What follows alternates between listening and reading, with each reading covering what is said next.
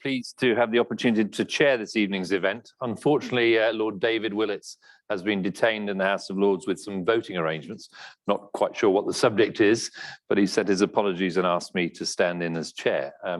I'm the Chief Scientific Advisor at the Department for International Trade. I've had many years in telecommunications before joining government, including many visits to China. So I was asked whether I would possibly chair this evening's event. I'm also a fellow of the Royal Academy of Engineering and actively involved with the Innovate UK Council, of which more will be said later. So welcome. It's great that we can talk about this particular subject here today, particularly around this collaboration that could exist between the UK and China. Do we grow it? Do we let it develop? How do we handle it from an international point of view?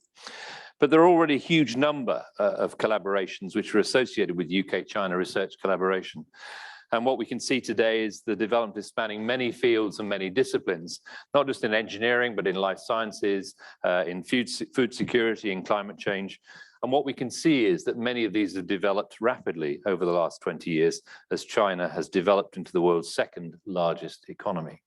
In my own historical field of telecommunications, we can witness the significance of mobile phones, for example, with over 1 billion mobile phones now in China, and China shipping more mobile phones than any other country in the world. So we are all benefiting from that type of collaboration, as indeed in other sectors. So it's clear there are many opportunities for advancing science, particularly to address key challenges. Also opportunities to address the scale challenges that may be existing globally, whether through innovation and wealth creation in areas such as climate change and food security. On the other hand, concerns are sometimes expressed about R&D collaboration with China for a number of different reasons, and we'll touch on some of those this evening. So in this event, we want to look at the opportunities going forward for R&D collaboration in the future and how we can develop these in the best interests of both the UK and indeed China. So we will have 4 speakers in a row. Each of the speakers will be taking questions at the end of the presentations. Particularly, we will have some people online via Zoom, so I may call on my great assistant, Gavin Costigan, to help me a little bit with some of those online questions coming in. And for those of you who are following us on Zoom tonight, if you want to make and ask a question, you need to use the Q&A function, please. Let me stress that, the Q&A function, not the chat function. And to do this, you simply click on the Q&A button at the bottom of your Zoom screen, type your question and press enter. And if Gavin is willing, he might volunteer that question to the speakers this evening. So you can do this at any time. There is no need to wait for the Q&A to start formally. You can also comment on other people's questions and also upvote them with the Zoom system. When we get to the Q&A session, we'll ask the questions with the most votes, as well as with Gavin's discretion.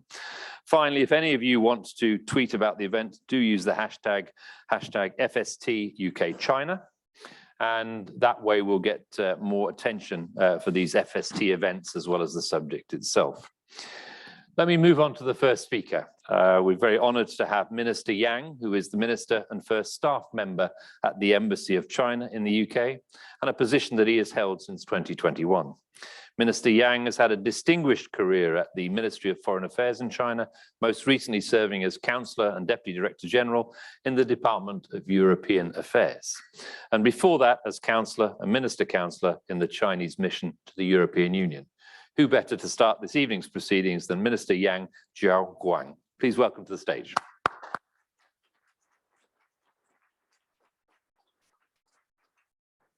Thank you very much. Thank you, Dr. Short. Thank you, Dr. Short. Good evening, everybody. It's a great honor for my colleagues and I to speak at this event. This event aims to exchange views on the current and potential research collaboration between China and the UK, and how it could contribute to wider diplomatic ties between our two countries. So I think this is both positive and important under the current circumstances. China and the UK are both permanent members of the UN Security Council. We are respectively the 2nd and 5th largest economies in the world. Our ability to handle the China-UK relationship will bears not only the interests of our two peoples, but also the interests of the world. And in our view, the code to achieving a sound relationship is not complicated. It is simple. The key is abiding by the principle of mutual respect in real earnest. As President Xi Jinping emphasized during his phone call with Prime Minister Boris Johnson last October, for China-UK relations to develop well, mutual trust is the foundation. Mutual understanding is the precondition. And proper handlement of differences is the key.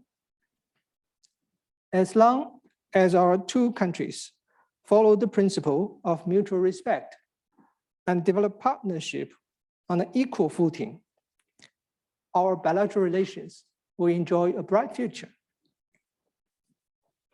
This year marks the 50th anniversary of our ambassadorial diplomatic relations. Over the past half a century, despite ups and downs, the overall relationship has kept moving forward. Bilateral trade has increased from $300 million to $116 billion. Two-way investment stock, which was almost zero 50 years ago, has surged to around $50 billion. Last year, China-UK trade set a new record, and Chinese investment in the UK more than doubled. British businesses took an active part in China's reform and opening up. London has become the world's biggest offshore RMB trading center. Our two countries have also coordinated well on issues such as global development and climate change, making contribution to the tackling of common challenges to mankind. Cooperation on science and technology is an important part of our overall bilateral relations. With an early start, solid basis, and enormous potential, such cooperation is showing a sound momentum. In 1978, China and the UK signed the Science and Technology Cooperation Agreement, making the UK one of the first major Western countries to sign such an agreement with China. In 2017, our two sides formulated a joint strategy for science, technology, and innovation cooperation, the first between China and a Western country. Now, after more than 40 years of development, China-UK cooperation on science and technology has achieved remarkable results in modern agriculture, air pollution response, antibiotic resistance study, and biodiversity preservation. This has benefited the peoples of both countries and beyond. So China-UK cooperation on science and technology has never been one way. It has benefited both sides. The UK is a world leader in science and technology. It has built a solid foundation for science and is strong in original research. In China, thanks to greater input in recent years, capabilities of innovation have seen notable improvement.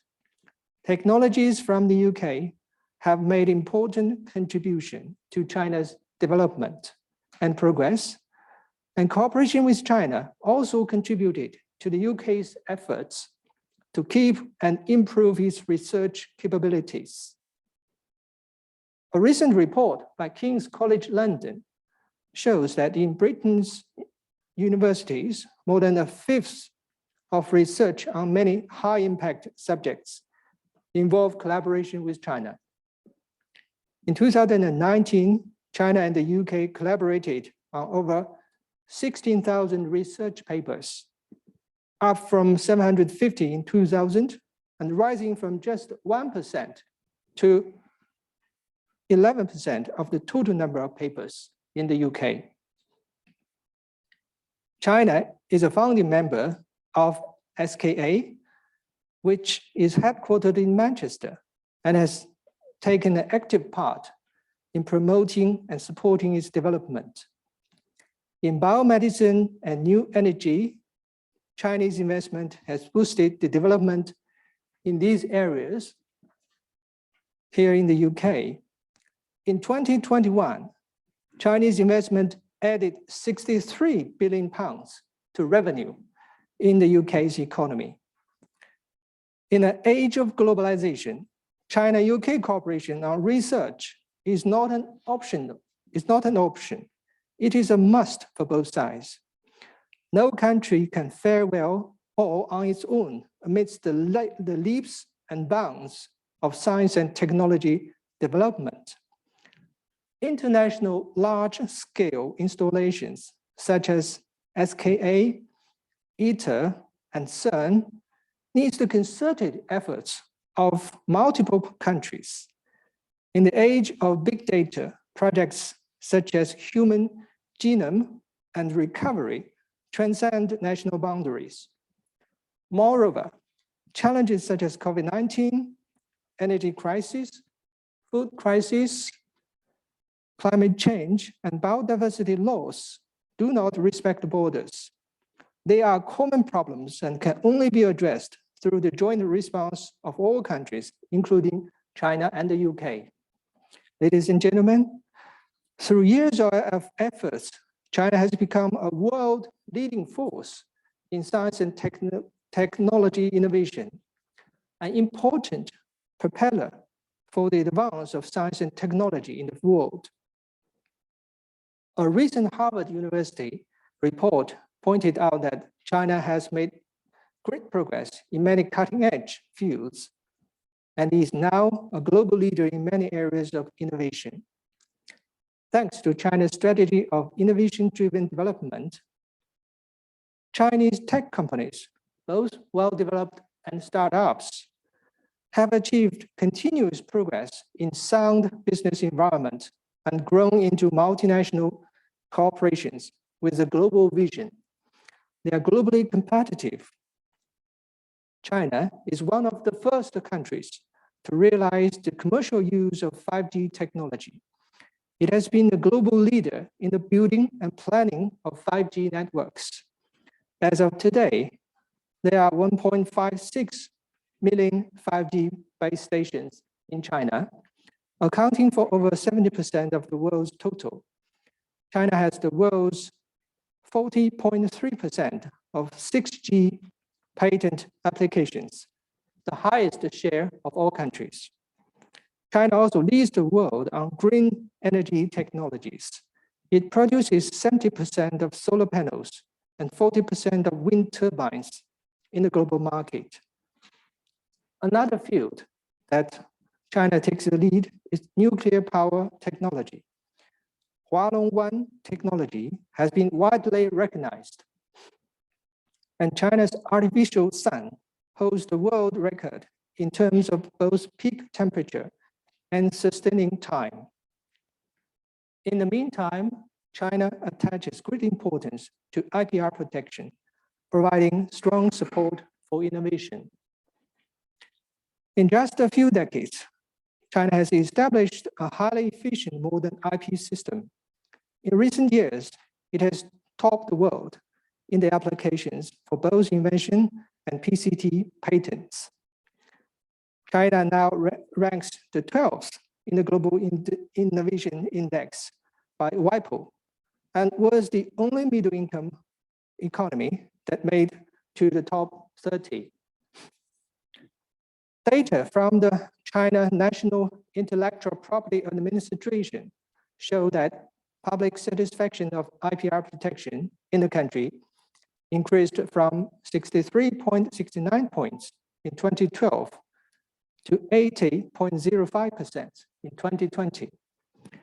Surveys show that 69% of US business in China think that IPR protection in the country has improved, and 67% of EU business in China think that the effectiveness of China's IPR protection laws and regulations is excellent or adequate. History tells us that openness, leads to progress, and exclusion results in backwardness. No matter how the world might change, China remains unwavering in its confidence and resolve in reform and opening up. China will open wider at a higher level and enhance cooperation with all countries in a joint effort to build a community of shared future for mankind. Against this background, we are fully confident in the future of the China-UK relationship, and we believe that research cooperation between our two countries will embrace a brighter future. Thank you.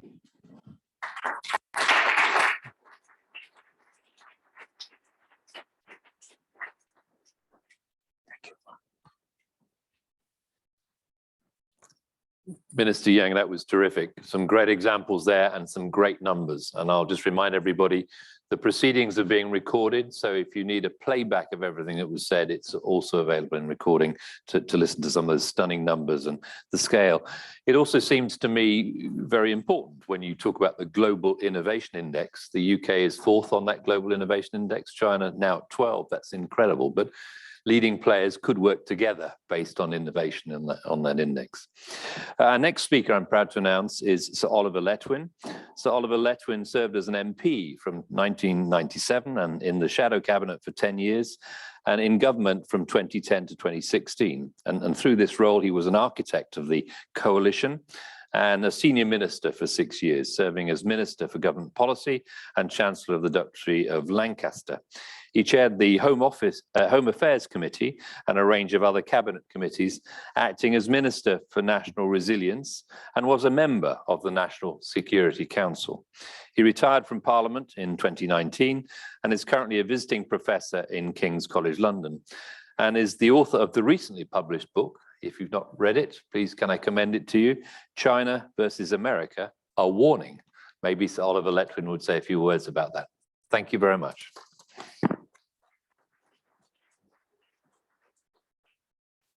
Thank you.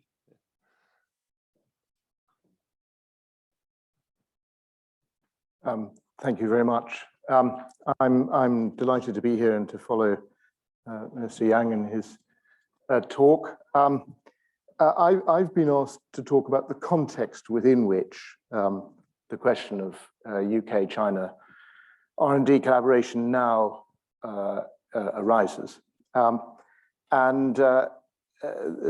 a task I'm very happy to try to perform in a brief set of observations, though one could easily spend some days, let alone some hours on it. So I was thinking about how to crystallize this into 10 minutes, this vast area. And I want to make really 3 points and then to draw out the implication of those 3 points. The first point is that in contrast to some other periods of global history, we are in a period in which geoeconomics is unmistakably driving geopolitics. That isn't to say that there are no actors that are interested in geopolitics for its own sake. This very day I have been sanctioned by Moscow, and so I'm aware that there are players in the global scene whose interests are not primarily economic and who are still being guided by territorial ambitions and things of that sort. But by and large, in the great scheme of things, it's geoeconomics which is driving geopolitics today rather than vice versa.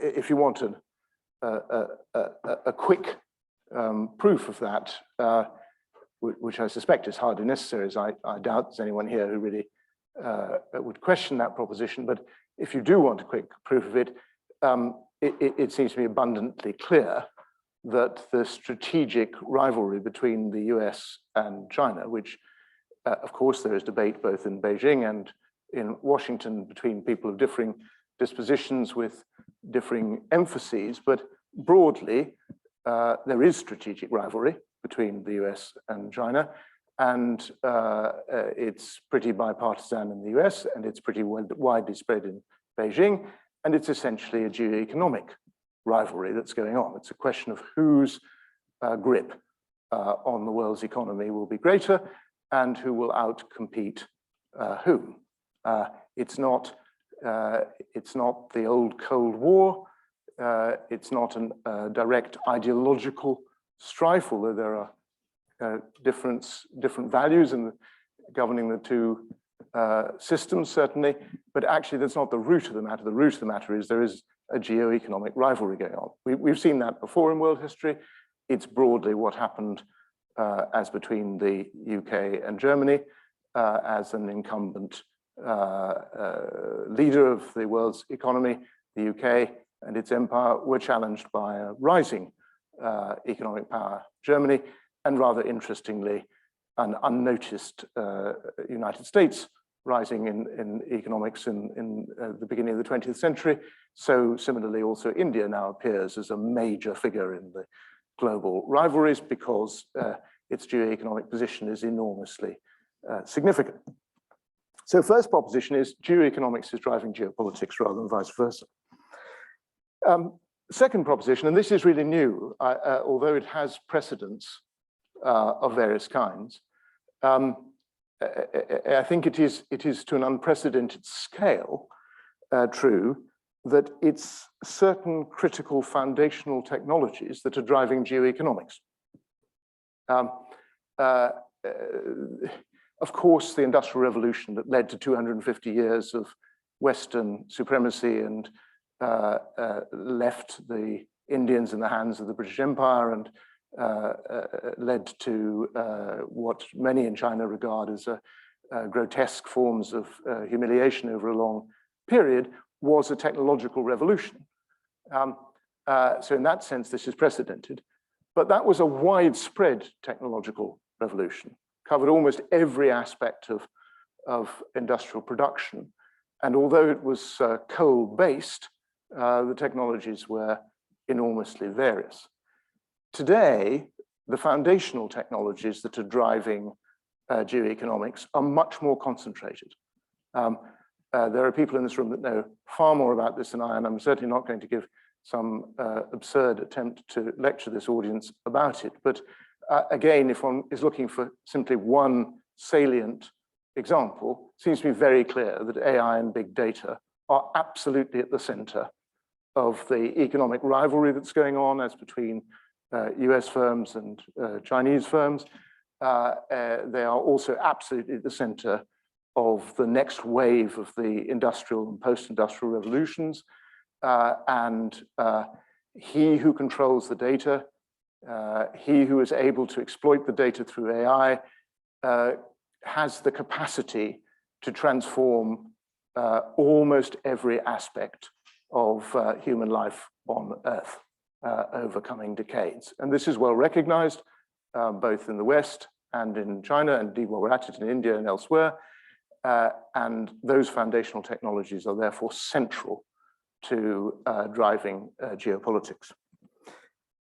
The third proposition I want to advance brings me to the point of this seminar, which is that because of the nature of the foundational technologies that are driving geoeconomics, science, deep science, is at the heart of geoeconomics and geopolitics to a degree and in a way that has never previously been true on Earth. Again, I'm standing in the Royal Academy of Engineering, and I have no doubt that there are present people who know 1,000 or maybe 1,000,000 times more than I do about the old technologies of the steam engine and Arkwright's spinning jenny and Stephenson's rocket and all the rest of it. But my distinct impression is that speaking as someone that finished doing science at A-level, that even I can understand the scientific principles behind those devices of the 19th century. They were essentially engineering rather than science. Today, although of course the engineers are very important, actually the scientists are incredibly important and are at the center of what we are now seeing. And so basic research and the translation of basic research into more and more applied fields is absolutely at the center of the capacity to win the geoeconomic struggle, and hence at the center of geopolitics. So those are my three propositions, that the context we're in is one where geoeconomics is driving geopolitics. Second, that the foundational technologies, a few foundational technologies are at the center of geoeconomics. And third, that science and research and development of basic science are at the heart of geoeconomics. Now that is a striking context within which to consider the question, how far can and should China and the UK collaborate in research and development? Because to collaborate in research and development against that background is, of course, to play on a field that is absolutely at the center of geopolitics. It's impossible to regard it simply as an activity with scientific consequences and consequences for humanity. It also has geoeconomic consequences and geopolitical consequences of the greatest possible kind. So the question is, in the light of all that, what attitude should we take? And here I move from what I hope would be a widely shared analysis, which I think is broadly simply the truth, to my own personal, tendentious, and very possibly controversial view about how we should handle this. My view is that without collaboration, not just between the UK and China, of course, but between the West and China as a whole, in these foundational technologies, given their centrality, and in the basic science and the research required for it and the development required of it, that leads to these advances in these foundational technologies. Without such collaboration, we are inevitably going to head in the opposite direction towards increasing decoupling and a separation of economies in which the West broadly becomes an economy and is separate from the Chinese economy and Chinese sphere of influence. And apart from the fact that I think that direction of change is likely significantly to impoverish both the Chinese and the West, and therefore, actually, while we're at it, the rest of the world, which depends on the prosperity both of China and of the West now, and which is much in need of help. The poorest people on earth depend even more on the continued coupling of the Chinese and Western economies to produce the degree of growth which is required in order to provide economic prospects for the global South. Apart from all of that, apart from the fact that increasing decoupling through lack of collaboration in these foundational technologies will impoverish everyone on Earth, I think there is an even bigger problem, which is that as decoupling occurs, instead of the trust that Minister Yang was talking about, increasing distrust is bound to occur. As people separate, as they decouple from one another, as they cease to collaborate with one another, they become increasingly unable to understand one another and hence become increasingly inclined to distrust one another. And that distrust is a very grave danger, in my view, alongside the impoverishment that beckons, and beyond that, much beyond that, it's a very grave danger because it can all too easily lead to confrontation and finally to military confrontation. The whole history of the world is one in which, as a rising power meets an incumbent power, lack of trust is very dangerous. So my final proposition is that the only way we stand any serious chance of managing competitive rivalries, and there will be competitive rivalries in a situation where these foundational technologies are being fought over economically and having their geopolitical effects, the only way we stand a chance of managing that geoeconomic and geopolitical competition is to ensure that there continues to be a large and growing amount of organized and sophisticated collaboration, in which, however, each side needs to be operating with their eyes open, conscious of the likelihood that the other side might want to take advantage, and being therefore realistic and grown up about the needs for protection of various kinds, and the need for each side to be resilient against the other rather than being dependent on the other. That's a very difficult balance to strike. It's not easy to collaborate in ways that nevertheless ensure that you're preserving your independence, that you are not becoming excessively dependent on the party with whom you're collaborating, and that you are sufficiently protected from IP leakage and national security leakage and so on, in order to ensure that you can continue to collaborate without excessive risk. It's not easy, but in my view, it's necessary. And I hope, therefore, that this gathering and many others like it will help to ensure that over the coming decades, instead of moving towards increasing decoupling, we move into an era of more sophisticated and eyes open collaboration and gradually build increasing trust. Thank you.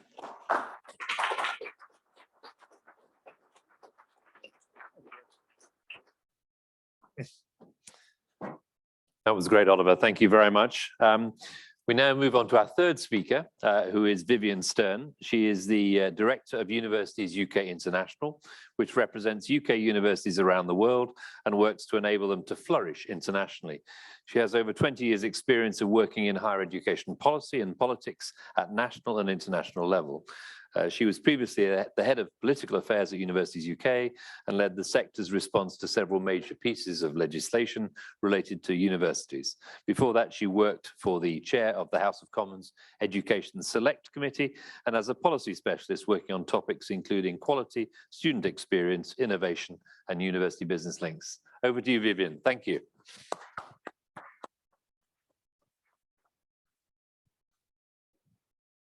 I'm sorry you got the full bio there. It's perhaps it doesn't justify quite so much, but there we go. The first thing I want to say is I really welcome the opportunity to start to bring into the open a conversation that I think we need to have as we move into the next phase of the relationship between the UK university sector and China. But I want to start in a sense with a tribute to the astonishing performance of the Chinese university and research system, because when you look at it from the perspective of the UK university sector, you look at the speed and the scale of improvement and increasing volume of production in research, and the rapid improvements in performance of Chinese universities as far as we can measure that through league tables. I think there is much that the UK should take from the example being set by the long-term vision and ambition that China is displaying in the fields of higher education and research. In the UK, as we've heard, the relationship between China has become more and more important in the fields of education and research. 11% of our research output now, as we've heard, is co-produced with Chinese co-authors. We have about a third of our international students are Chinese. We teach about 61,000 students, generally in partnership with Chinese institutions in China through various forms of transnational education provision.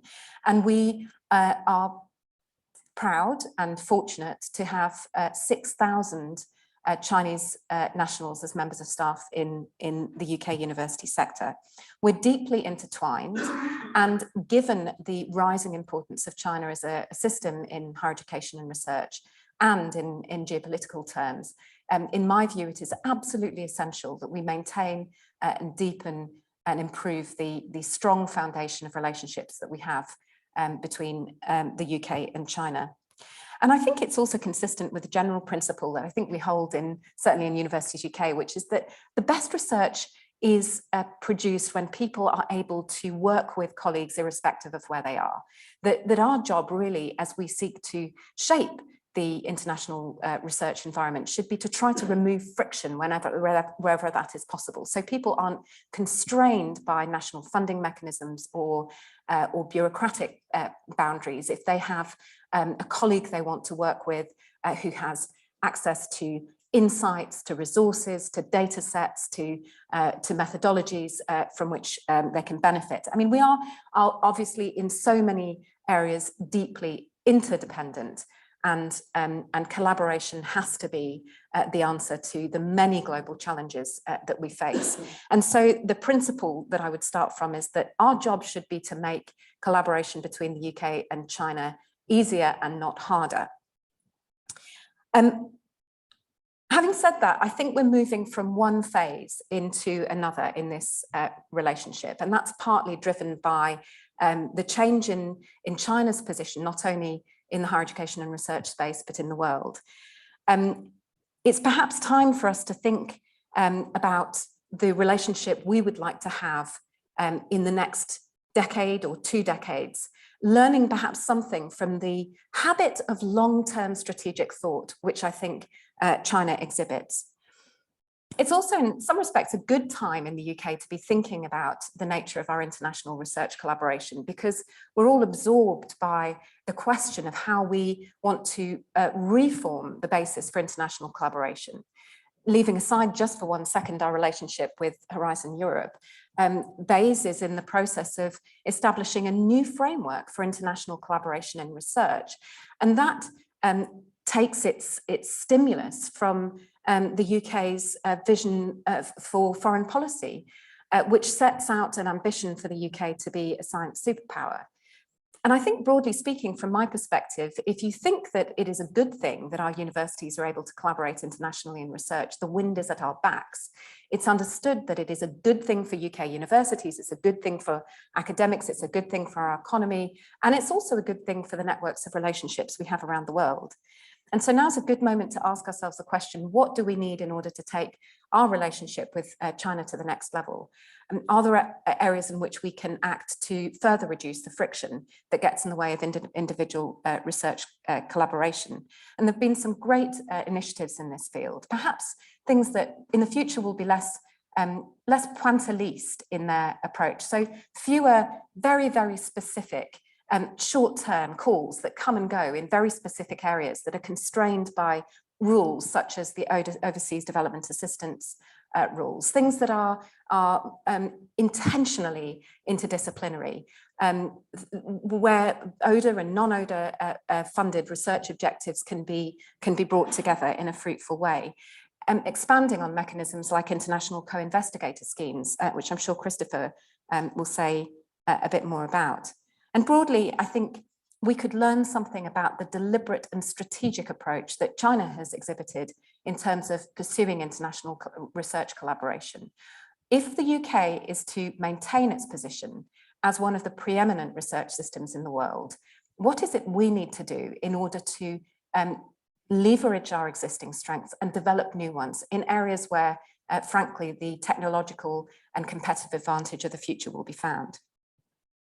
But we have to be clear that in this more mature relationship between the UK and China, there are hard questions for us to answer and to ask ourselves in the university sector and the research community more broadly. We have to be able, in the context of that mutually trusting and respectful relationship, to be clear about what our goals are, what our interests are, what our strategic objectives are, and also what we will not and cannot do. And I think that is a conversation that has been increasing in complexity and depth, and the frequency of those sorts of conversations are increasing, and not only in the UK, but all around the world, as people consider how international research collaboration, which has been growing very rapidly, needs to be balanced with, I think as Oliver Letwin said, the eyes wide open approach. And I see this when I hear universities talk about the partnerships that they enter into, either on research or partnerships around higher education. There is an increasing propensity to think deeply about what the strategic interests of the UK institution actually are, and to perhaps ask questions that in a more naive phase of international collaboration were not surfaced either at the strategic level in institutions or at the level of principal investigator. But I think that's a conversation that we've been having with ourselves. And that's possibly right, because certainly in my neck of the woods, we've spent the last couple of years trying to organise our mental furniture, trying to work out what it is that the UK university sector needs to do in order to preserve the space to collaborate as we believe we must, by maintaining the trust and confidence in the way the university sector goes about engaging in that research. And so we've spent a couple of years working out, where we are, what needs to change. We've produced guidance. We've engaged in many activities to help the university and research community adapt to perhaps a different way of thinking about this as a topic. But it isn't a conversation that we've been having openly, frankly, without any sense of embarrassment with our Chinese counterparts, and we must. Because if we want, in the course of the next 2 decades, a deeper foundation for scientific collaboration in education, we need to be unashamedly able to talk about our own objectives, and to do that, frankly, in a way that partners on both sides of the table can explain what is important to them. There will be some areas where we have to walk away, and I think we should be absolutely clear that that will be part of the decision-making process. But the more we can have this debate in the open and with our Chinese counterparts, I think the better able we will be to achieve the aim of deeper and stronger collaboration in areas where it is, frankly, not only in all of our interests, but it is essential that we work together. So thank you, Gavin. Thank you for giving us the opportunity to start the conversation.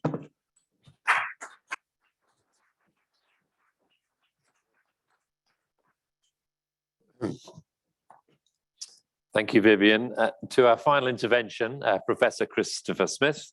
He's the Executive Chair of the Arts and Humanities Research Council, but leads for UK research and innovation as the international champion. So quite rightly, he's having a few words. He's previously a professor of ancient history at the University of St Andrews, where he held a number of roles.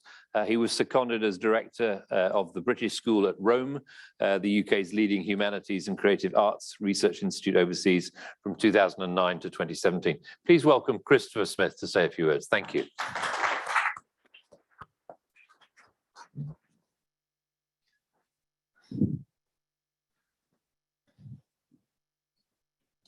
Minister, colleagues, I'm extremely grateful to be here. I'm very grateful to the Foundation for this invitation for this event, which gives us the opportunity to talk about the strength of UK-China collaboration through a variety of funding mechanisms, including those of UK research and innovation, talk a little bit about the impact of those investments, and to think about how we can engage in the future profitably for the benefit of all people, both in UK and China, but across the world.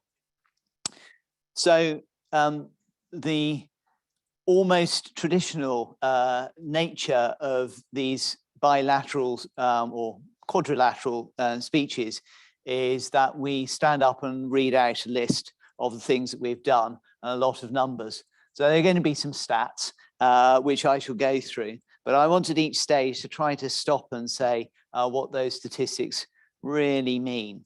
The first set of statistics are just the absolute strength and power of China as a research and innovation nation, but also of our capacity to work together. So China's research and innovation landscape has grown enormously over the last 40 years, second biggest spender on R&D, with a year-on-year expenditure increase averaging 11.8% over the past 5 years. Total public and private science and technology expenditures in 2020 amounted to RMB 2.43 trillion, that's 276 billion, and 2.4% of the GDP, 2.4%, rather a totemic figure. Well done. China has a large and rapidly growing research base, 2.11 million researchers, close to 25% of the world's R&D workforce. China's rising global importance mean it is more, not less important to work with China, even with the challenges that come with managing such enormous and accelerating partnerships. Even my own subject of ancient history and classics is now well represented in Chinese universities, which I'm really excited by, actually. We enjoy a strong relationship with China on science and technology that's remained resilient, and the integrated review, a critical document for UK's positioning, emphasises and supports the position of us continuing to work closely with China.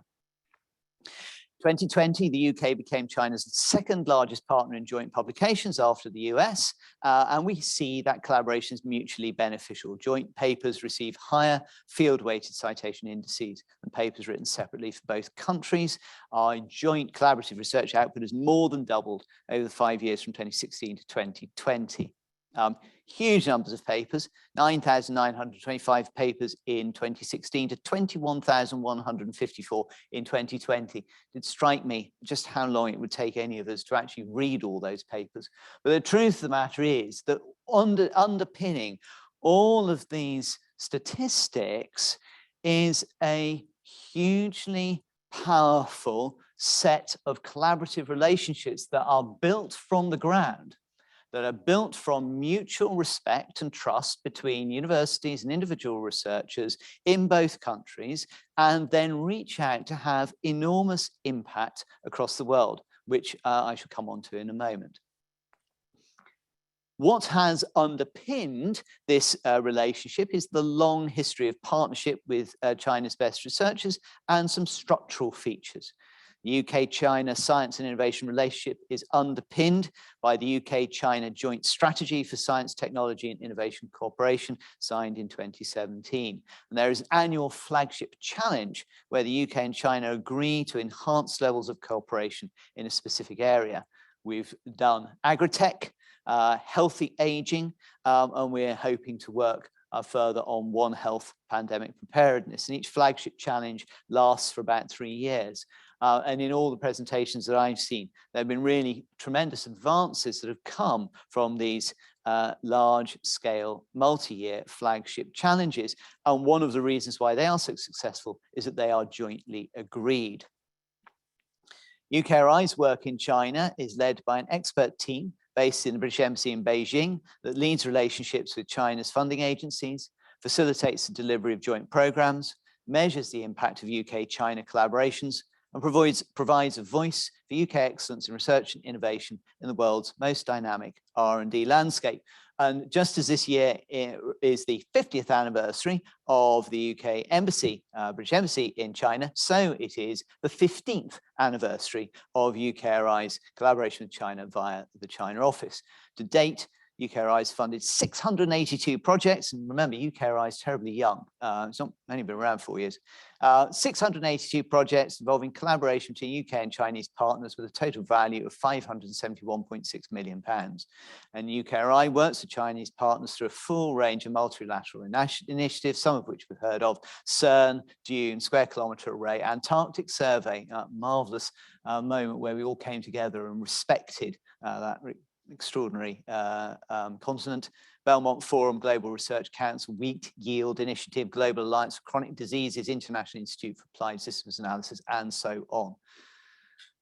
This means that there is a very rich infrastructure which is sitting underneath the research and innovation partnerships. And of course, they are sitting alongside the sort of work that is done by DIT and other instruments of government. So this infrastructure, alongside the personal partnerships and relationships, gives us the possibility to see this remarkably strong landscape. So what?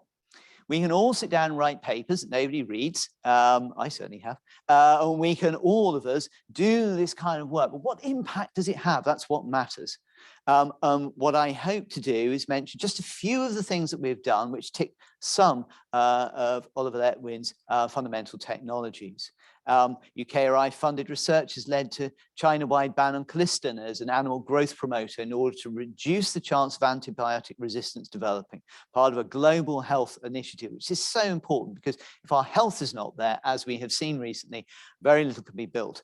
Collaboration between China's OSCA and Oxford University, funded by UKRI in part, delivered COVID testing kits that work in as little as 15 minutes, which have been used to support international travel and the UK government's test to release scheme. New carbon capture technology incorporated into China's existing and planned energy infrastructure reduced the energy requirement of CO2 capture by 25 to 30%. UKRI Biobank, which has developed the world's largest cohort study, broadened vastly understanding the links between genetics and health. And this model went on to inform the development of the UK Biobank. A novel battery technology is leading to the development of new fleets of hybrid buses in the UK and advanced charging facilities in China. And absolutely all of this is both about research and about innovation. It is the combination of the two, upstream research, downstream application, for benefit economically and societally. And to give one last example, which I know will be dear to the heart of at least one person in this room, world-class expertise being established through joint centres such as the Centre of Excellence for Plant and Microbial Sciences, a global centre for excellence in plant science funded by BBSRC and the Chinese Academy of Sciences. And we do all this through the lens of trusted research. And I would like to say that whilst we have all touched on trusted research in one way or another, critical thing about trusted research and integrity for me is that this is a matter of good practice in research integrity that is essential to every partnership between every country and every other country. There may be particular reasons to focus on trusted research and integrity in some partnerships, but we must focus on it in all partnerships because it is the only way to protect our researchers, their work, and to ensure that it is used properly. There's significant appetite for us to continue and develop these collaborations. Vivienne has mentioned some of the mechanisms which we'll bring to bear, either in an association with Horizon Europe context or a non-association with Horizon Europe. We will be looking at targeted funds, but most critically, we will be looking through this comprehensive spending review period at building fundamental research, discovery-driven research between UK and China and in multilateral relationships where we can together work on critical flagship challenges such as One Health and decarbonisation alongside other partners across the world, those in ODA countries and those in non-ODA countries, exactly as Vivienne mentioned. I'm going to finish because there's much else to say, but I just wanted to say that we talk about this all as if it's terribly new. And I fully accept that there are particular issues that Oliver Letwin has mentioned about this moment in time, which is special and significant, but we mustn't forget that the relationship between us is of long standing, and the nature of our common humanity is just immensely deep, and it is the fundamental thing on which everything is built. So I'm going to finish because by my bedside at the moment is a wonderful translation of Chinese poetry from the Tang dynasty, it's the second half of the first millennium AD. It is called In the Same Light.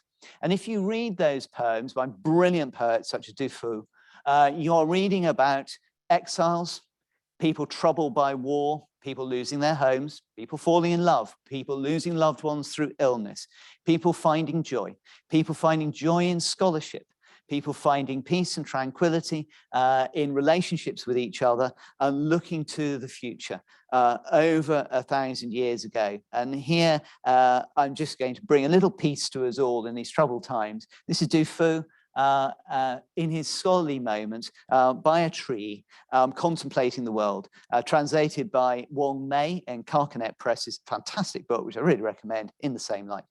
In the abbot's silent courtyard, the colour of moss leads one deeper into the bamboo grove. Sunrise, dew, mist, nothing amiss. The green pines look twice bathed.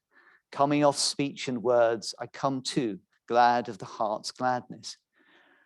These are emotions and relationships which are deep between us and on which we can build. And through arts, humanities, science, innovation, business, we can build a relationship which I think will make us stronger together. Thank you. Do I take a seat? Oh, I'm sorry. Could our speakers come up for our panel, please, if you wouldn't mind joining me?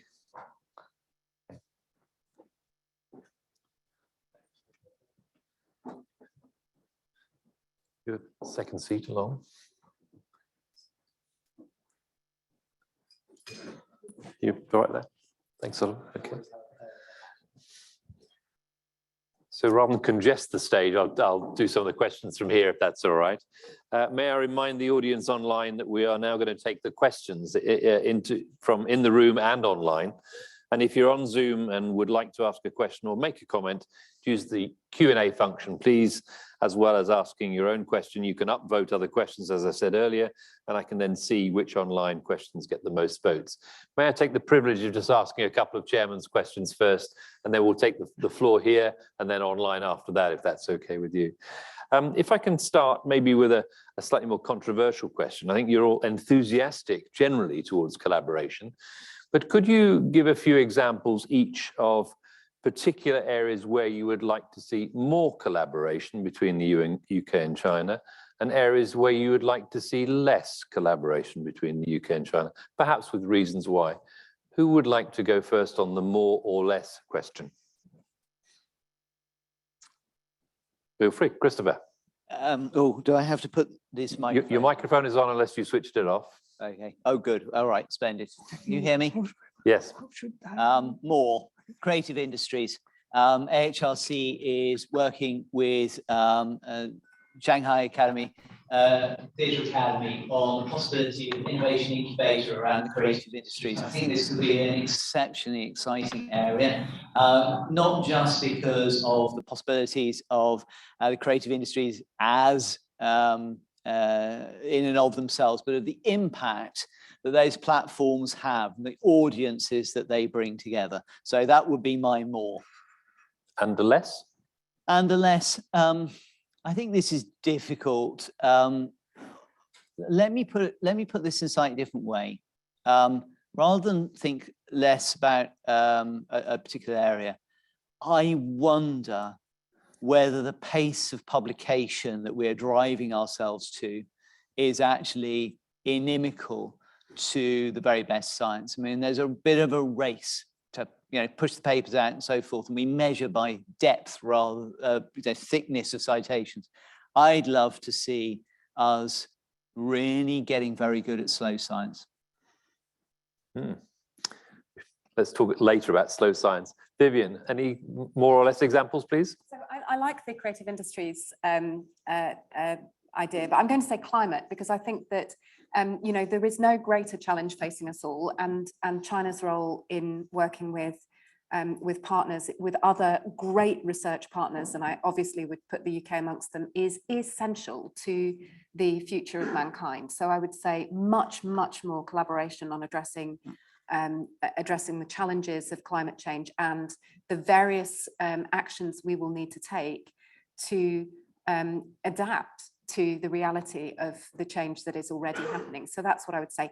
Unless, I think that in Universities UK, one of the things that we've done, following up on the guidance that we've published around managing risks in internationalization, is to try to follow up that guidance with multiple sorts of investigation into whether or not that's making any sort of difference to the way that decisions are made in institutions. And I think the short answer is that by and large, senior teams, those people with responsibility for research, particularly in research-intensive institutions or institutions that are used to dealing with the sort of national security, export control dimensions, they are at a senior level. There's infrastructure, there is discussion, there's debate, there are processes being put in place. But when you follow that through to the kind of tips of the toes of institutions that are large and, will have thousands of members of staff and, lots and lots of people who are very independent minded, as they should be, that doesn't trickle down. So it's not about saying there's a particular area in which we should not be collaborating, but I do think that there is a need to spread the culture of awareness around the potential risks in engaging in certain sorts of research where our own legislation prevents the either voluntary or involuntary sharing of certain sorts of technology. And we had a very interesting discussion just before this about dual use And I think the president of the Royal Society said something kind of frightening, which was everything is dual use. And, you know, in a sense, that's the kind of journey we're on. It's not about saying, it's not about mistrust. It's not about somehow a fear that these technologies would be used against us by a particular country. As Christopher said, this is about, generally speaking, having an approach to, you know, sort of research hygiene, which means if something is critical technology, if it has a dual use application, you think very, very carefully about the extent to which you're exposing new knowledge and outside of your own institution and national borders. And I think that's the less, I would say, the kind of less accidental, more deliberate understanding of where risks might lie. Or taking Oliver's words, eyes open approach. Exactly. Yes. So. Minister Yang, you gave a couple of examples earlier. Would you like to emphasize any more areas for collaboration or less areas for collaboration? Yes, Dr. Short. Following the Oriental philosophy, I believe that 1 + 1 is bigger than 2. So I am for increasing all operation in all areas, especially first, green development and low carbon growth. I think that echoes both sides' development focus. The second will be on health, especially during the COVID-19 situation. We need to strengthen our research and innovation on vaccination, on vaccines and drugs to help the world get out of the crisis at an early date. And the third area might be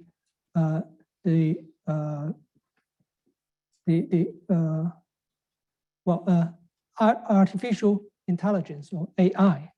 I think this represents the future, and China is quite advanced in this field. And I learned from my colleagues that Britain is also has its unique advantage in this field. So I believe that we can work together to ensure that AI can be properly used to improve our lives and to ensure that everybody benefits from this sector. So I don't think we need to reduce any cooperation in certain area. I think that's up to the market to decide. Thank you. Thank you very much. I think clearly we need to look at some of the enablers for some of those areas, like AI and data sharing, for example. How does that work internationally? Are there standards in that area or consensus in that area? Oliver, would you like to add your views on more or less? Well, when I was teaching at Cambridge, I used to tell my students that the last thing they should do is accept the implication of an examination question. And so I'm not going to accept the implication that one wave one's hand and increase this and decrease that. I want to give an example of what I think is the right sort of balance.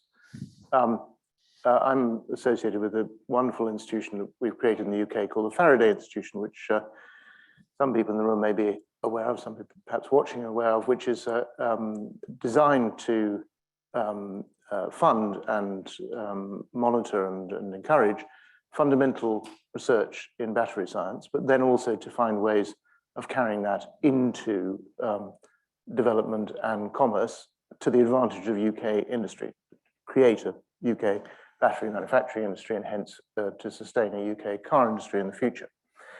And I think what we see very clearly is that there's a right attitude and a wrong attitude to collaboration, not just with China, though China is a very major player in the battery sphere, but actually with any other country. The right attitude is working out where the two sides have each access to some technology or IP which is critical, and where 1 + 1 = more than 2 in Minister Yang's phrase. The wrong approach is assuming that it's fine once you've cracked the research problem if the manufacturing then goes off to the other party. It isn't fine at all. We're not spending UK public funds to create factories and jobs in China or anywhere else. We want them in the UK.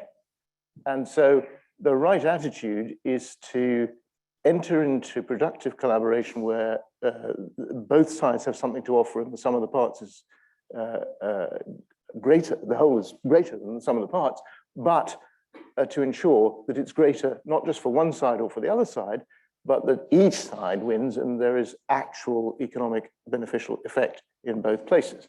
If we get that, strike that balance right, then we can collaborate across wide terrains, and there'll be some things we do and some things we don't do because of applying that balance. That's great. Thanks, Robert. Now, there's a chance to pose some questions from the floor, and the microphone's coming forward. I'll take the first one down the front, and then maybe we'll take somebody down the back. So I think it's Bernard Freeman, former CSA, the Home Office. Bernard Silverman. I'm former CSA at the Home Office, but that's not really the capacity at which we're going to ask the question. It's really everything we've said kind of hinges on Oliver's idea of geoeconomics being essentially the drive of geopolitics. So what happens, and maybe I should pose this in an abstract way, what happens if you start off with an economic benefit, mutual economic benefit, and then you suddenly worry that things have gone into politics instead of economics? How do you cope with that? So this is a difficult question, but that's really I think that's the sort of discussion would be interesting to have for a few minutes. Thank you. Can you respond, Oliver, please? Predictions? Well, there isn't a sort of recipe book that tells you the answer to that incredibly difficult question. You have to approach this case by case. And when I said you have to have your eyes open, the first part of opening your eyes is to realize that every time there is a collaboration that has an economic effect, it's going to have a political effect, a geopolitical effect too. It will affect the balance not just of economic power, but of political power. The next point is therefore, and this is something which some of my former colleagues in the free market wing, so to speak, of the Conservative Party would find very difficult to absorb, but I think is true. The next point is that the government of whichever country it is, in our case, our government, has a profound interest in economic collaboration and its modalities and what is and isn't done. It can't any more than the Chinese would do. We can't sensibly sit here and say, well, it's fine, it's laissez-faire. Go on and collaborate and we'll pick up the pieces later. It will not work in the world we're in. In the world we're in, Apple and Google and Intel and Huawei and all the other large corporations at the center of foundational technologies are national champions. And ARM, to take a case, is a very, very important British firm. And it's supported by and connected with a very large amount of extremely impressive science. But it's, the government of the UK cannot sit there and just watch ARM and British universities and so on collaborate with whomever it might be. It has to concern itself with the question, at what point does economic collaboration and scientific collaboration, research and development collaboration turn into a basis for the other guy out competing you? It has to apply the balance I was talking about.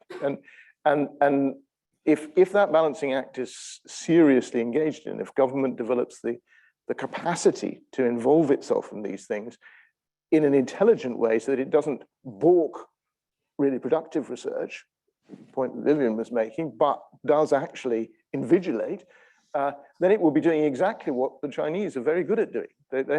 They encourage their firms to cooperate, but they also pay an enormous amount of governmental attention to how they're doing it, and they are seeking national advantage. And rather than thinking that somehow outside the rules of the game, we should be seeking national advantage too. It's a perfectly legitimate thing for us to be doing. And that's reflected in the integrated strategy review that took place recently. Gentleman in the third row, I think it's Andy Sellers from the Compound Semiconductor Catapult. Yes, thank you, Mike, for the opportunity to raise a question. Fascinating discussion. I was reflecting on the honest conversation and the eyes wide open perspective about sort of defending our own interests when we're entering into these agreements. And I just wondered what the panel's thoughts were. Does the UK need a specific bespoke UK-China agreement in this area of collaboration, or is it a more generic UK anybody agreement? Are the rules the same with whoever we engage with, or do we need to tailor them to sort of individual collaborations? Maybe we should talk about that from a mechanisms point of view. Do you want to go first, Vivienne, and then maybe Minister Yang to follow? I would absolutely strongly advocate an agnostic approach to this. And the reason for that is that I think we have a terrible tendency to miss the really significant risk because we're over-focused on something that suddenly there's a bit of, I mean, forgive me for saying so, a bit of political hysteria around. I just would hold up Russia as an example. You know, I spent 2 years, frankly, being told that we should be much more careful about collaborating with China, you know, right about until Russia invaded Ukraine, at which point everybody, you know, 2 weeks before that, I was in Moscow on a delegation organised by the British Embassy, which was very keen to, and the wind changed pretty fast, I can tell you. So I think that the point isn't about mistrust of a particular country. It isn't about, and I actually think, and I would like to take this opportunity to say, those of us in the academic and research community have a duty to call out a rising tide of Sinophobia. I mean, I know that in every university, you know, academic staff and students who are ethnically Chinese or may just be from another part of Asia have been subject to racist abuse. And we have to be absolutely clear that that's not something that we're going to turn a blind eye to or condone or not regard as racism, which is of course what it is. But the other point is, this has got to be part of the culture of entering into partnerships. And if you live in my world, you know, the risks are really different depending where you're developing collaborations. But in transnational education, I could probably name you 50 countries where you'd have to have a big hard think about entering into a T&E partnership. So actor agnostic.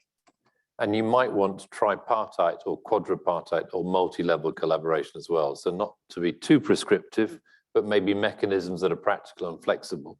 Minister Yang, would you like to talk about mechanisms between the UK and China? Would you favor any new mechanisms?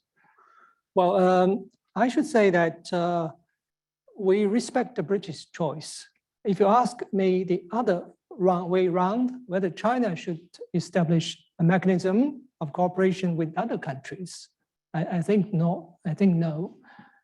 In our view, such a cooperation should be universal and should be broadly supported by the public and serve the interests of both sides. Of course, every country has the right to seek its own interest, but during this cooperation process, we also need to pay attention to the concern of the other side. That's the advantage of further cooperation. And I would strongly argue that China will not be a threat to the UK. We are not geopolitical rivals. I think we are highly complementary in economic and trade, and also in research and innovation. I think we still need to strengthen our mutual understanding, especially for China as a civilization of 5,000 years of history. And we are trying to understand Britain and other English-speaking countries at our utmost. We learned English from our baby, as a baby. So we are told to be a Roman while we are in Rome. So I think in this sense, in the 21st century, unavoidably, China will be a huge opportunity for cooperation to many countries, including the UK. So I would encourage everyone to seize the opportunity, and we should refrain from a kind of a decoupling or Cold War mentality. And I believe that cooperation will bring more benefits. So I would say that we should not link countries into different categories. Thank you. Thank you very much. So a couple of more questions from the floor. Gentleman in the second row, the microphone's right behind you, sir. Please indicate where you're from. Thank you very much. My name's David Law. I work at Keele University, and my job there is to develop partnerships, particularly with Chinese universities. I'd like to follow up on what Minister Yang has just said about how much effort goes into understanding English-speaking countries on the China side, and to contrast this with the ignorance that there still is in British universities about China. And if any colleague wants to reference this, go to the recently published pamphlet by the Higher Education Policy Institute. It's a very intelligent, long pamphlet about the failure of British academics really to understand, as well as they should do, China side. That's not to criticize those who work hard on that. It's to say that we produce very few graduates in this country by comparison with China who really understand China, and we need to do more. So my question is to my British colleagues on the panel, what can we do? What can we do to understand China better? Because we will have this hostility to China and to cooperation with China unless we understand China better. Vivienne, can you take that first, please? Yeah, I absolutely agree. And I think that's a point that's been made many times in the last few, or maybe particularly since Jonathan Adams made this argument in the paper published alongside with Joe Johnson as the principal author. I agree. We underinvest in encouraging students to spend time in China. We have a lamentable deficit in language skills. I think your point, Minister Yang, about how early we should be starting to prepare students to develop skills in Mandarin Chinese, I think is absolutely critically important. But also in research careers, we don't, it's striking to me how little emphasis we place on research mobility from the UK, particularly at early career stage. And I think I spoke earlier about having a sort of more strategic and long-term approach. I think from infancy through to early career research levels, we should be thinking about how we prepare people to participate in education and research in China. Because I agree, I think it's a woeful deficit at the moment. Christopher, would you like to add a little bit more? I agree with all of that. So I'm trying to think of something to say in addition rather than just say yes. I'm delighted that my university, St Andrews, has opened a Department of Chinese. I think it's a really good step forward. I think we talk a lot about the decline of modern languages, but we often, when we do talk about that, we talk about it against a very limited basket of languages. And I think that we perhaps should think a little bit harder about what our modern languages portfolio should look like across universities. I'm really pleased that last week I attended with Vivienne a consortium of UK universities with overseas campuses, which will include China campuses, some of which are developing research in really interesting ways, as well as student recruitment and mobility. So I think that's really exciting to actually see research grow in those hubs so that they can actually support mobility. I think I agree about the importance of mobility and permeability of our systems. I think the only thing that I would say on that is that given all of our concerns about climate and so on and so forth, given what we've just gone through, we should be taking more advantage of the possibility of doing more virtual work together. That never, and I've lived abroad and immensely benefited from it, and it's no substitute. But I do think that there are opportunities at the moment for us to just think really hard about what we can do virtually and how we can build from those relatively low cost engagements to something deeper at different stages of careers. And so that might be something that we could all do quite quickly. Should we consider more fellowships or talent exchanges of some sort? Absolutely. Language degrees, part-time study somewhere else? absolutely. I think we should be building that more into doctoral training grants, into early career grants, into the way that UKRI is looking at collaborative PhDs, joint supervision, etc., etc. I think that's all right. I think there's an interesting balance mix between the country agnostic and the country specific that we might want to focus on. And I also think, just a small plug, British Council, how much the British Council has done over many, many, many years. And really, we should be thinking very, very hard about the importance of the British Council, BBC as well.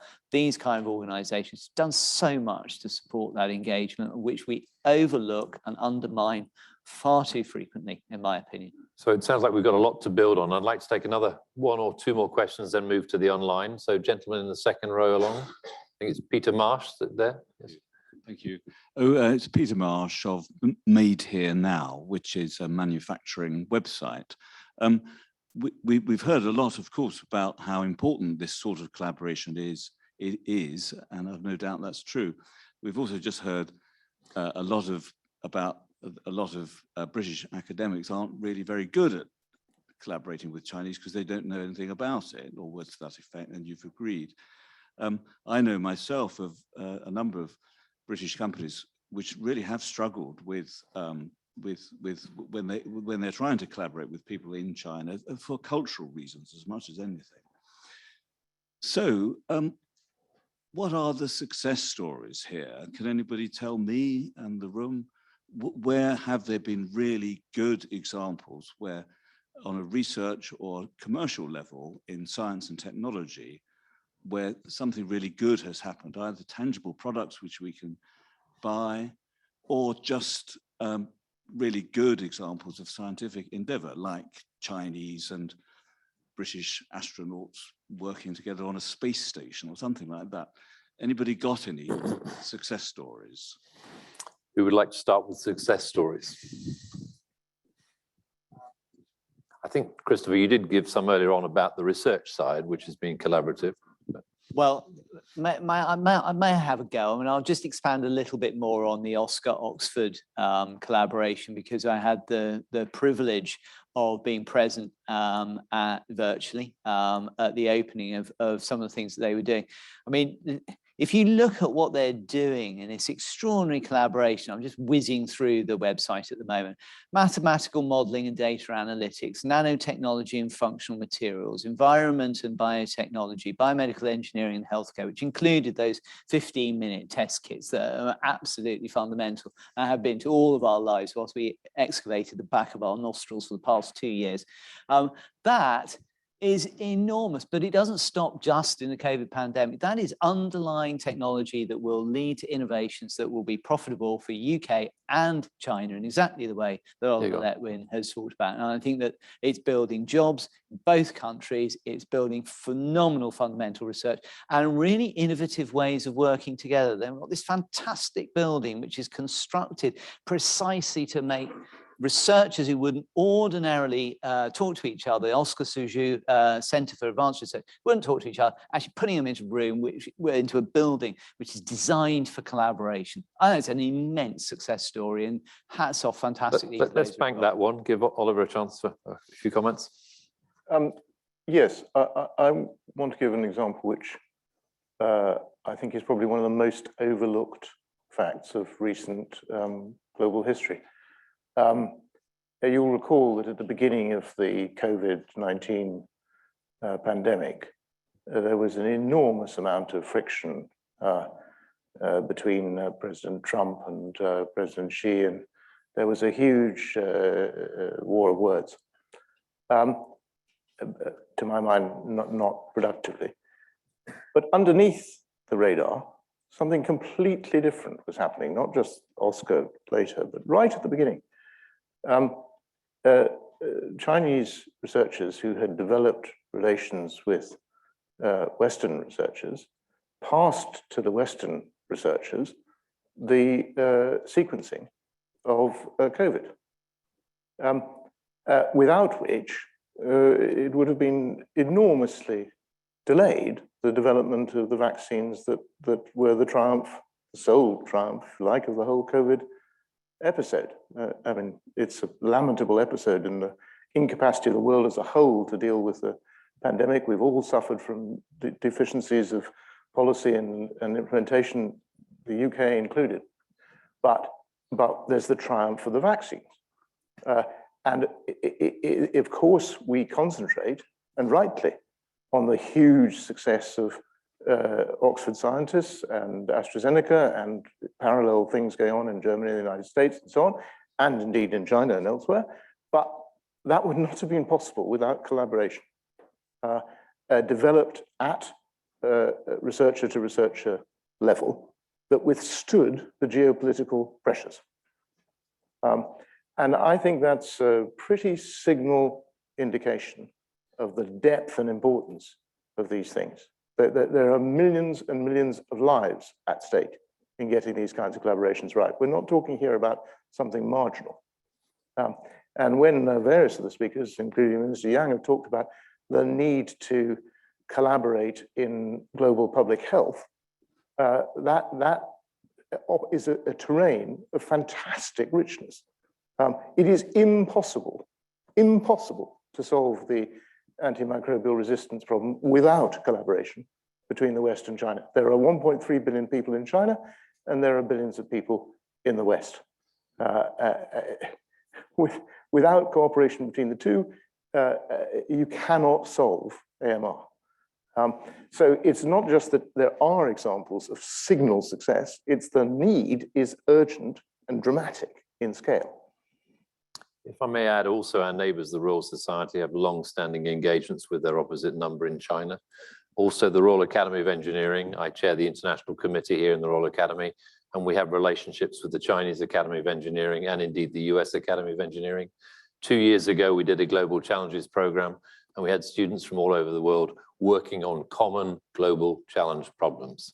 Now, it's not to be publicized because they were actually finding ways of collaborating in that sense. So there are also some mechanisms we can build on. Can I take a final question from the lady with her hand there and then move to Gavin with the online questions?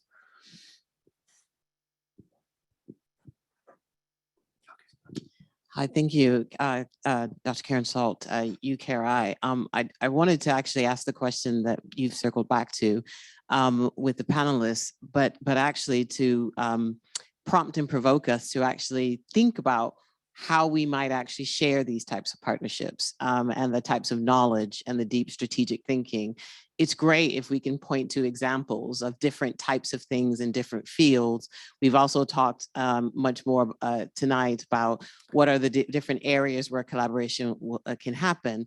But imagine if we had a network of information about these types of partnerships and collaborations, information about strategic things that worked well, and that actually could provoke not around just a product or a particular kind of area thematically, but much more generic in terms of both starting these types of partnerships, but also going back to Christopher's point, the actual underlying work that's already there and that doesn't need to be started again and invested in again because it's already there. It might need to be nurtured or strategically invested in different ways.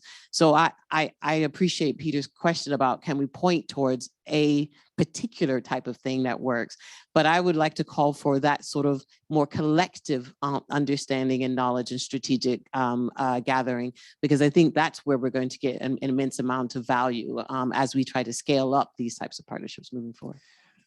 Can I take that as an opportunity to just see if you have any final wrap-up comments on that and on the nature of collaboration generally? Would you like to go first on that, Christopher? Time is a little bit against us now. I think we need to be hugely better at gathering data, presenting stories and analysis. And I'll put my hand up on part of UKRI. It has been one of our challenges. I think we're beginning to get on top of it. I think UKRI China office is doing some great work. The only thing I would add, to be brief, is that we don't only want to celebrate our successes. We want to be able to get to a mature enough relationship where we can celebrate our good failures. And to celebrate the fact sometimes we do science together and it doesn't work out, and that's fine, that's good. And if we're that mature, then we're in a great place. And meaningful to different audiences, Yeah. whether it's the public, universities or industry or other players in this space. All those stories, all those audiences. That's great. Vivienne? I think I'm going to agree with the sort of emphasis on stories, and also own up to my sense that we have failed to tell the very, very many hundreds, possibly thousands of fantastic stories of discoveries, innovations, treatments that have been developed as a result of UK-China collaboration to balance the narrative, which to me feels more or less universally hostile at the moment. So I think we have to be better at telling stories. And I think perhaps that's also the way that we'll start to encourage people at an early stage in their research careers to think about what it might be like to spend some time working in a Chinese institution. And I think we ought to also be a little bit more deliberate about how we excite young people about China as a country. I don't think you have to spend very long in China to realize that it's a fantastic place to spend a bit of time. I agree. Minister Yang? To some extent, science and technology cooperation are based on mutual trust. On the other hand, it can add to the mutual trust between our two countries.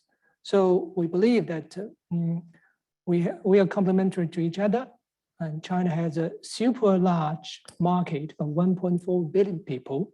And now we have more than 400 million people entering into the middle classes. So there's huge demand for British products and technologies. So I believe there are huge potential. We should not politicize everything. And so long as we adhere to the principle of mutual respect, there will be huge potential for research and innovation cooperation. Thank you. And finally, Oliver? Oh, I don't have anything to add. Well, thank you. Can we please thank all our great panelists for this evening and their contributions? Minister Yang, Sir Oliver Letwin, Vivienne Stern, and Professor Christopher Smith.